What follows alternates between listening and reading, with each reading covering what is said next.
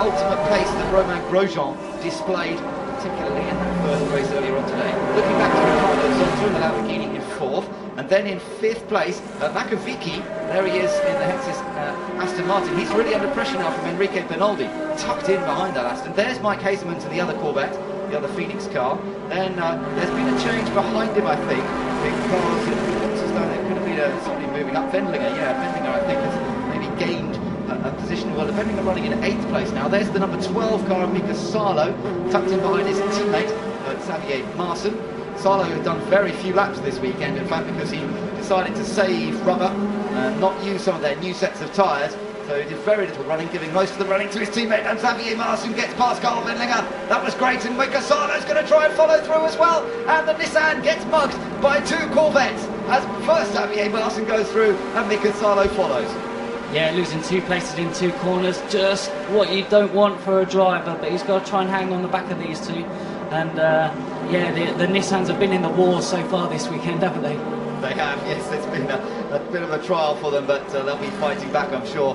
And the Corvettes really seem to be so well suited to this Yas Marina circuit. They are good over the curves. They do seem to have very good traction indeed, and they're all running quickly at the moment. Mika Salo then, having got past Carl Wendlinger, both former Grand Prix drivers, of course, now enjoying themselves with a roof over their heads. And have done so for many years. There was a little move down the inside. I think that was Margaritis on Darren Turner, and I think he might have nipped through. I think he has. Alexander Margaritis in the white-black Maserati with the orange mirrors there. He nipped down the inside of Darren Turner, and there wasn't a lot Darren could do about it. No, it wasn't, and Salo's putting a lot of pressure now on teammate Xavier Masson in the sister car. Yeah, that's right. So those 2 Corvettes, they're chasing after Mike Hazelman, and the other one started right at the back of the field. Remember, Mike Hazelman, he's up to 8th place now. That is quite some driving. Back on board, 2nd place man, Andrea Bertolini. Oh, he was a bit out of shape there. Yeah, well, we're 15 minutes into the race now, so maybe, just maybe, this is the part of the race where the tyres are just starting to go off a little bit, but he did clip the curve slightly, and that's what gave him his oversteer. We've seen through the practice sessions he's very, very confident with the rear of that car. It steps out quite a lot earlier on in the weekend, and he's quite happy at sliding that around, and he hasn't lost any time whatsoever. How about this for the battle of the brands, though? You've got 3 different makes here. You've got the Ford leading, the Maserati in 2nd, the Corvette in 3rd place, and there is nothing to choose between the 3 cars at the moment. 3 quality drivers as well in the mix there. Thomas Mutsch, experienced GT racer.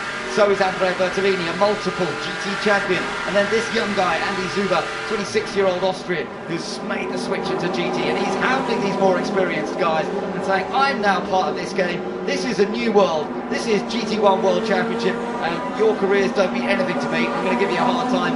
That's exactly what he's doing. Number 9, Frederic Makovici. He is in 6th place now. He's been passed by Enrique Bernaldi. So Bernaldi in the Maserati up to 5th and chasing after Ricardo Zonta as they head back down towards the hairpin here and try and get this good run out of the corner. The floodlights lighting up this whole circuit. And certainly we've got a race that is on fire at the moment. 15 minutes have been completed, just about 16 minutes, so we've still got a little while before we see the first pit stops. And these 3 cars have been very close now for several laps. Andy Zuber just slipping out of the slipstream of Andrea Bertolini, just looking to get a bit more air through the engine onto the brakes as well, because it's very easy to get everything overheated when you're following so close. Yeah, he's just trying to annoy Bertolini there by just moving out, and the first thing Bertolini will see out of his peripheral vision in the mirrors is going to be the bright headlights. So yeah, he's just trying to annoy him a little bit.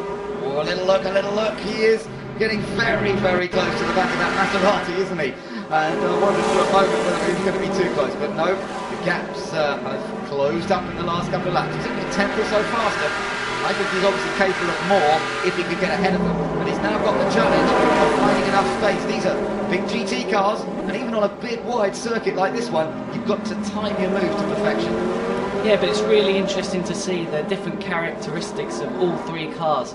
I mean, one's slightly better top end, the other's better under braking, the other's better at changing direction in the chicane, so each have got their own positive attributes. Looking in the Vitaphone pit, well, they're used to some pressure situations that they've come through. There's the Martech pit with the Ford GT. That's got the 6-litre V12, it's a mid-engined car, of course.